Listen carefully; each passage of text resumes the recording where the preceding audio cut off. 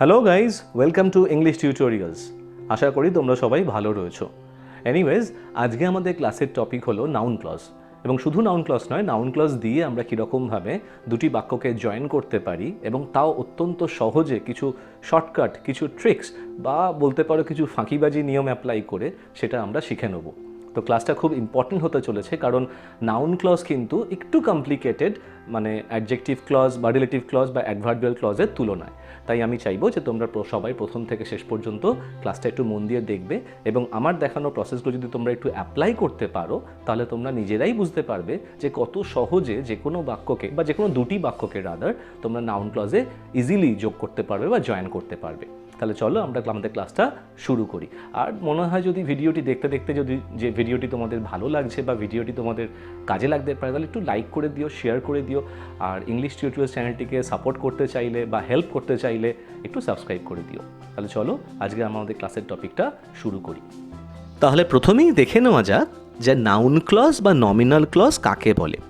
একটি noun clause বা nominal clause adjective clause বা অ্যাডভার্বিয়াল ক্লজের মতনই একটি সাবঅর্ডিনেট ক্লজ, যেটা একটা নাউনের রোল বা ভূমিকা পালন করে। এখন নাউন কি কাজ করে আমরা সবাই জানি যে নাউন যে কোনো কিছুর নাম বোঝায়, কিন্তু তাছাড়াও কোনো একটি বাক্যে নাউনের কিন্তু বিশেষ 5 রকমের ভূমিকা পালন করবার থাকে। একটা নাউন একটা বাক্যে 5 রকমের রোল বা ফাংশন প্লে করতে পারে। কি সেগুলো দেখো। প্রথমটি হচ্ছে সাবজেক্ট অফ আ ভার্ব, অর্থাৎ একটা নাউন একটা বাক্যের ক্রিয়াপদের সাবজেক্ট বা কর্তা হিসেবে কাজ করতে পারে। এক্সাম্পল হিসেবে দ্য ম্যান কিল্ড দ্য টাইগারে দ্য ম্যান নাউনটি হচ্ছে বাক্যের subject. Second, object of a transitive verb, কোনো একটি সকর্ম ক্রিয়ার অবজেক্ট বা কর্ম কিন্তু একটা নাউন হতে পারে। ওই একই বাক্যের ক্ষেত্রে the man killed the tiger, এখানে কিল্ড ভার্বটি হচ্ছে ট্রানজিটিভ ভার্ব এবং কি হত্যা করা হয়েছিল না একটি টাইগার অর্থাৎ বাঘকে হত্যা করা হয়েছিল, মেরে ফেলা হয়েছিল। তাহলে বাঘটা নিশ্চয়ই কিল ভার্বের অবজেক্ট, কিন্তু টাইগার কথাটি ইটসেলফ ইজ আ নাউন, তাহলে বাক্যে এখানে নাউনটি অবজেক্টের ভূমিকা পালন করছে। নেক্সট আসছে অবজেক্ট অফ আ প্রিপোজিশন, অর্থাৎ একটা নাউন একটা বাক্যের প্রিপোজিশনের অবজেক্ট হতে পারে। উদাহরণস্বরূপ বাক্যটি দেখো, না killing a tiger depends on courage, অর্থাৎ বাঘ মারা সাহসের ওপর নির্ভর করে। তাহলে কারেজ কথাটি একটি অ্যাবস্ট্রাক্ট নাউন, তার আগে রয়েছে প্রিপোজিশন অন, অনের অবজেক্ট হচ্ছে কারেজ, তাহলে এখানে নাউন একটা প্রিপোজিশনের অবজেক্ট হিসেবে ব্যবহৃত হয়েছে। এরপরে আসছে complement of an intransitive verb, অর্থাৎ কোনো বাক্যের ইনট্রানজিটিভ ভার্ব অর্থাৎ অকর্মক্রিয়ার কমপ্লিমেন্ট হিসেবে একটা নাউন ব্যবহার করা যেতে পারে। কমপ্লিমেন্ট কাকে বলে না, কমপ্লিমেন্ট হলো সেই অংশ বাক্যের বা সেই শব্দ যেটা একটি বাক্যের অর্থ সম্পূর্ণভাবে আমাদের কাছে পরিষ্কার করে কনভে করে। অ্যাজ পার এক্সাম্পল বাক্যটি দেখো, ইট ইজ অ্যান আইডিয়া। এই আইডিয়া কথাটি একটি অ্যাবস্ট্রাক্ট নাউন, এই আইডিয়া কথাটি থাকায় ইট ইজ অ্যান আইডিয়া, এই ওভারঅল পুরো বাক্যটার মিনিং কিন্তু আমাদের কাছে ক্লিয়ার হচ্ছে, তাই না? এবং লাস্ট রোল বা লাস্ট ভূমিকাটা কি না, as an apposition to a noun or pronoun it, একটা নাউন বাক্যে অ্যাপোজিশনের ভূমিকা পালন করতে পারে কোনো প্রোনাউন ইট নামক কোনো প্রোনাউনের পাশে বসে বা অন্য কোনো নাউনের পাশে বসে। As per example, Akbar the great Mughal emperor ruled India. এখানে দেখো আকবর একজন ব্যক্তির নাম, তারপরে একটি শব্দগুচ্ছ রয়েছে দ্য গ্রেট মুঘল এম্পারার। এই গ্রেট মুঘল এম্পারার এবং আকবর এরা দুজনেই কিন্তু, অর্থাৎ ওই শব্দটি এবং পরের শব্দগুচ্ছটি কিন্তু একই ব্যক্তিকে বোঝাচ্ছে, সমার্থক, এরা পাশাপাশি বসেছে। তো এই ধরনের উদাহরণকে বলা হয় নাউনের অ্যাপোজিশন। এখানে দ্য গ্রেট মুঘল এম্পারারটা আকবর নাউনের অ্যাপোজিশনে বসেছে বা একে অপরের অ্যাপোজিশনে রয়েছে। তো এরকমভাবেও কিন্তু একটি বাক্যে নাউন ব্যবহৃত হতে পারে। তাহলে নাউন ক্লজের ক্ষেত্রে নাউন তাহলে এই ভূমিকা বা এই রোলগুলো কিন্তু পালন করবে। কিন্তু যদি আমরা এই 5টি ভূমিকাকে দিয়ে বা মাথায় রেখে এগুলিকে অ্যাপ্লাই করে নাউন ক্লজ করতে যাই তাহলে অনেক ক্ষেত্রেই আমরা কনফিউজড হয়ে যাব। তো আমাদের অত কনফিউশনের দরকার নেই, তার থেকে বরং আমরা কিছু শর্টকাট, কিছু ইজি ওয়েজ অ্যান্ড ট্রিক্স জেনে নিই, যার দ্বারা আমরা নাউন ক্লজ খুব ইজিলি জয়েন করে নেব এবং অ্যাট দ্য সেম টাইম এই ভূমিকাগুলোও কিন্তু সেই নাউন ক্লজের মধ্যে অটোমেটিক্যালি চলে আসবে। তো সেই কায়দা বা সেই ট্রিক্সগুলোকে নিয়ে এবার আমরা আলোচনা করব। অ্যাডভার্বিয়াল ক্লজে যেরকমভাবে আমরা আলোচনা করেছিলাম ঠিক সেরকমভাবেই এক্ষেত্রেও আমরা লিঙ্কার্সগুলির ওপরে ফোকাস করব। কি কি লিঙ্কার্স কখন কখন আমরা ব্যবহার করব, তাহলেই আমাদের কাছে কিন্তু নাউন ক্লজের জয়নিংটা ক্লিয়ার হবে। দেখো, প্রথমেই যে লিঙ্কারটা নাউন ক্লজে সবথেকে বেশি ব্যবহৃত হয়, সবথেকে কাজে লাগে আমাদের, সেটা হচ্ছে দ্যাট। দ্যাট কথাটির বাংলা অর্থ যে। আমরা প্রায়শই দৈনন্দিন ব্যবহার করা বাংলা বাক্যতে যে কথাটির ব্যবহার করে থাকি, যে আমি জানি যে তুমি গিয়েছিলে, আমি জানি যে তুমি পরীক্ষায় পাশ করেছিলে, আমি জানি যে তুমি আমাকে হেল্প করবে, ইত্যাদি ইত্যাদি, সেই অর্থে যে। তো একটা উদাহরণ দেখা যাক। You did the work I know, তুমি কাজটি করেছিলে আমি জানি। তাহলে এই দুটি বাক্যকে যদি আমি বাংলায় যোগ করতে চাই যে কথাটিকে ইউজ করে, তাহলে আমি কি বলবো, যে আমি জানি যে তুমি কাজটি করেছিলে। দেখো, আমি সেটাই উদাহরণে লিখেছি, যোগ করে জয়েন করে লিখেছি, I know that you did the work. পরে আরেকটা উদাহরণ দেখো, দ্য বয়েজ ক্লিয়ারলি লাইড, ছেলেরা পরিষ্কারভাবেই মিথ্যে কথা বলেছিল। ইট ওয়াজ এভিডেন্ট, এটি ছিল স্পষ্ট। তাহলে কোনটা স্পষ্ট ছিল? যে ছেলেরা মিথ্যে কথা বলেছিল, তাই না? তো it was evident that the boys clearly lied.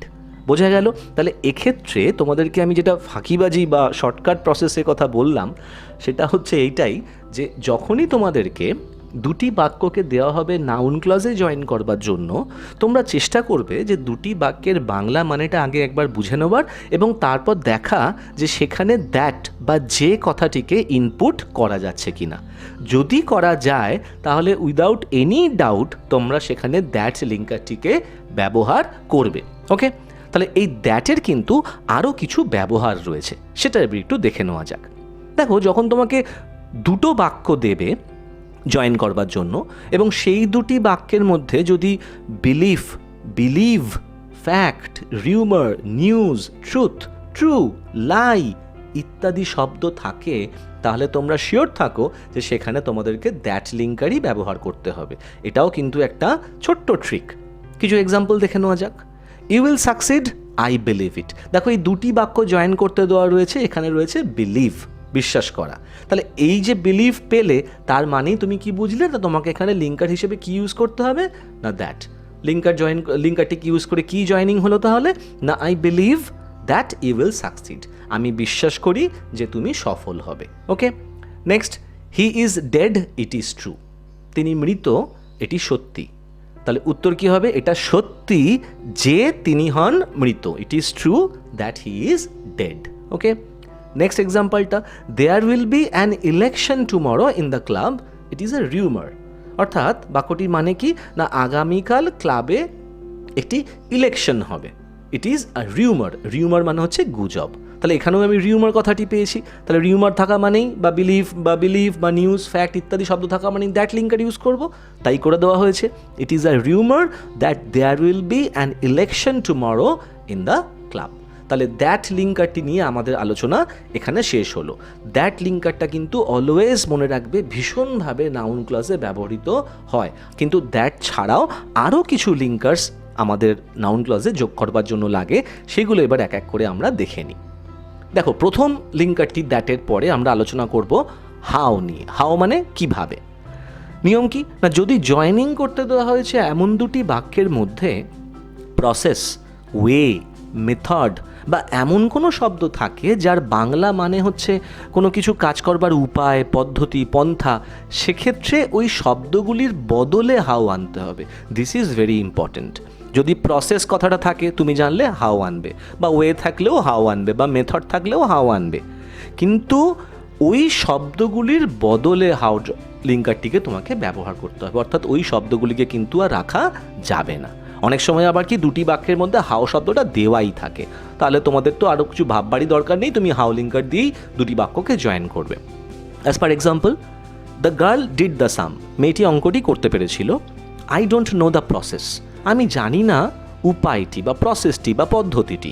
তাহলে দেখো, প্রসেস কথাটি রয়েছে, তাহলে এই প্রসেস, মেথড বা ওয়ে থাকলে আমরা কি এক্ষুনি জানলাম যে আমরা হাউ লিঙ্কারটিকে ইউজ করব, সেটাই করে দেওয়া রয়েছে। দেখো, I don't know how the girl did the sum, আমি জানি না যে মেয়েটি কিভাবে অঙ্কটি সমাধান করেছিল। বোঝা গেল? হাউ এর পরে আমাদের লিঙ্কার হচ্ছে ওয়াই।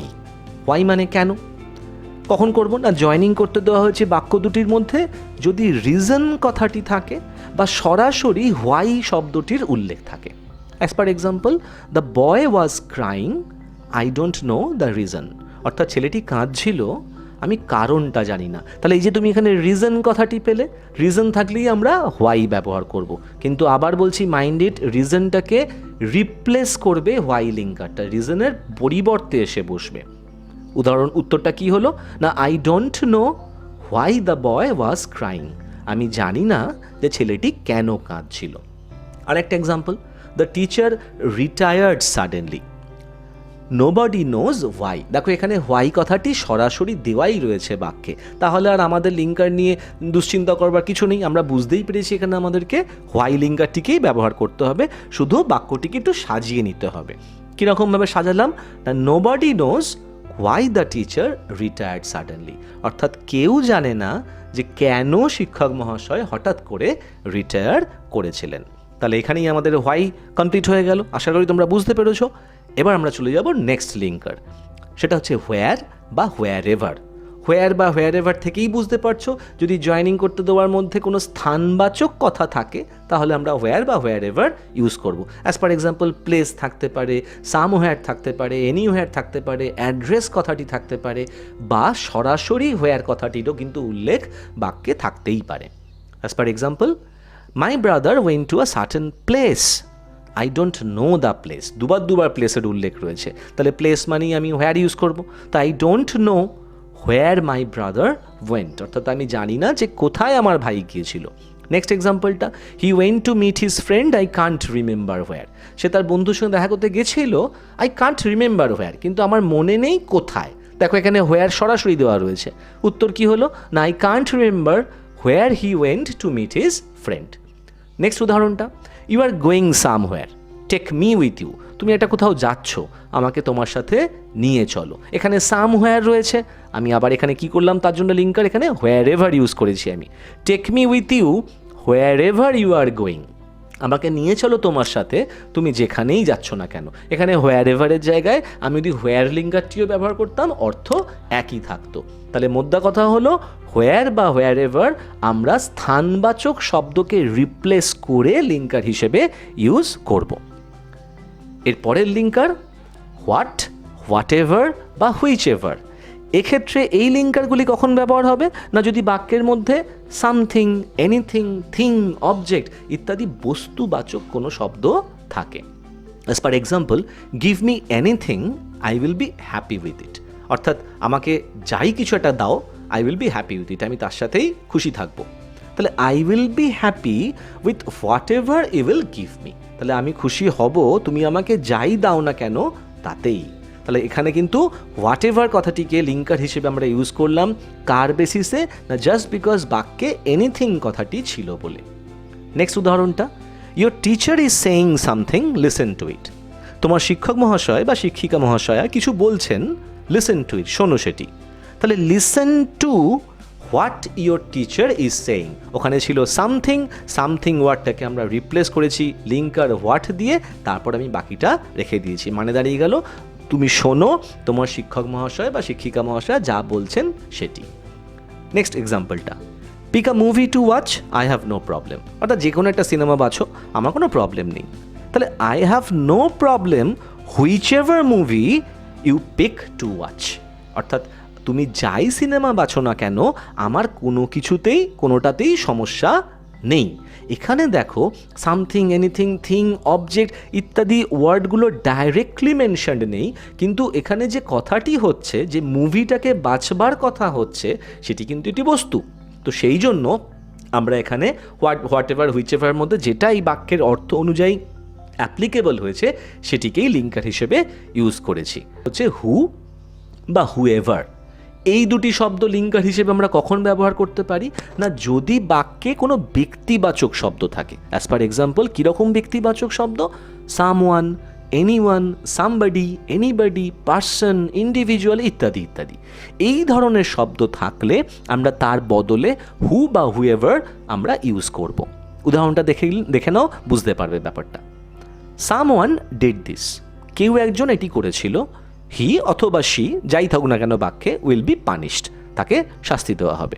তাহলে whoever did this will be punished, যেই কাজটি করে থাকুক না কেন তাকে শাস্তি দেওয়া হবে। বোঝা গেল? তাহলে হুএভার কথাটাকে আমরা কোন সেন্সে আনলাম না সামওয়ানটাকে রিপ্লেস করে আনলাম। আর একটা এক্সাম্পল দেখা যাক, someone sent me the present, I don't know, কেউ একজন আমাকে একটি উপহার পাঠিয়েছিল, আমি জানি না। এক্ষেত্রে আমি কি করেছি, সামওয়ানটাকে রিপ্লেস করবো, সামওয়ান পেয়ে গেছি আমি বাক্যে। তা I don't know who Saint me the present, আমি জানি না যে কে আমাকে উপহারটি পাঠিয়েছিল। তাহলে হু বা হুএভার দিয়ে আশা করি নাউন ক্লজের জয়নিংয়ে তোমাদের প্রবলেম হবে না। শুধু খেয়াল রাখবে যে বাক্যে যে যে শব্দগুলি থাকবার কথা আমি বলছি সেগুলো থাকলেই কিন্তু এই লিঙ্কার্সগুলো ইউজ করবে। ওকে, নেক্সট এক্সাম্পলটা হচ্ছে হোয়েন বা হোয়েনএভার লিঙ্কার দিয়ে জয়নিং করতে দেওয়া হয় যে দুটি বাক্যের মধ্যে যদি টাইম বা হোয়েন এরকম ধরনের কোনো সময়বাচক শব্দ থাকে তখন আমরা নাউন ক্লজের ক্ষেত্রে হোয়েন বা হোয়েনএভার ইউজ করব। Example, the train will depart, ট্রেনটি ছেড়ে যাবে। Can you tell me the time, তুমি আমাকে সময়টা বলতে পারবে? দেখো এখানে টাইম কথাটা ডাইরেক্টলি মেনশন রয়েছে, তাহলে আমি টাইম কথাটাকে রিপ্লেস করব হোয়েন লিঙ্কার দিয়ে। সো কী হয়েছে উত্তর না can you tell me when the train will depart, তুমি কি আমাকে বলতে পারবে যে ট্রেনটা কখন ছাড়বে? আরেকটি example, my parents will take me to Shimla, আমার বাবা মা আমাকে সিমলা নিয়ে যাবেন। আই ডোন্ট নো হোয়েন, এখানেও দেখো হোয়েন কথাটা ডাইরেক্টলি দেওয়া রয়েছে, তো আমি এখানে কি লিঙ্কার করব না হোয়েনটা কি ব্যবহার করব। So I don't know when my parents will take me to Shimla, অর্থাৎ আমি জানি না যে কবে বা কখন আমার পিতামাতা আমাকে সিমলা নিয়ে যাবেন। তাহলে এই যে লিঙ্কার্সগুলোকে নিয়ে আমরা এতক্ষণ ধরে আলোচনা করলাম এবং যেরকমভাবে এই লিঙ্কার্সগুলো আমরা বাক্যে বা দুটি বাক্যকে নাউন ক্লজে যোগ করবার জন্য ব্যবহার করলাম, আমি আশা করি তোমরা বুঝতে পেরেছো। তবে এটুকুনি মাথায় রাখবে যে আমরা হয়তো একটু শর্টকাট প্রসেস একটু ট্রিক অ্যাপ্লাই করে করলাম, কিন্তু আলটিমেটলি কিন্তু তোমাদেরকে একটু নিজেদেরকে জাজ করে নিতে হবে যে যে বাক্যটা তোমরা আলটিমেটলি জয়েন করলে এই লিঙ্কারগুলো দিয়ে তাতে কি নাউনের রোলটা প্লে করছে। যদি দেখো যে করছে তাহলে সব কিছুই ঠিক আছে, তোমাদের আর কোনো রকম চিন্তা করবার কোনো কারণ নেই। তবে আমি তোমাদেরকে বলতে পারি যে যে প্রসেসে লিঙ্কার্সগুলোকে নিয়ে আমরা আলোচনা করলাম এরকমভাবে লিঙ্কার্সগুলোকে ইউজ করতে পারলেই কিন্তু আমাদের নাউন ক্লজ ইজিলি সঠিকভাবে জয়েন হয়ে যাবে। তাহলে বন্ধুরা, আজকে আমাদের ক্লাসের টপিকটা আজকে আমরা এখানেই শেষ করলাম। আমি আশা করি যে তোমরা সবাই প্রথম থেকে শেষ পর্যন্ত দেখেছো এবং তোমাদের নাউন ক্লজের জয়নিং নিয়ে আর কোনোদিন কোনো প্রবলেম হবে না। আর যদি তাও কোনো প্রবলেম থাকে তাহলে আমাকে কমেন্ট করে জানাতে পারো তোমাদের কোশ্চেন, তোমাদের ফিডব্যাক আমাকে দিতে পারো। আর আগের মতোই যদি মনে হয় যে ইংলিশ টিউটোরিয়াল চ্যানেলটিকে একটু হেল্প করা যেতে পারে বা সাপোর্ট করা যেতে পারে তাহলে প্লিজ সাবস্ক্রাইব করে দিও, ভিডিওটিকে লাইক করে দিও আর শেয়ার করে দিও। তোমাদের সাথে নেক্সট ভিডিও দেখা হবে, ততদিন পর্যন্ত ভালো থেকো। Keep watching English tutorials, keep learning, and thank you so much for giving me your time. Thank you.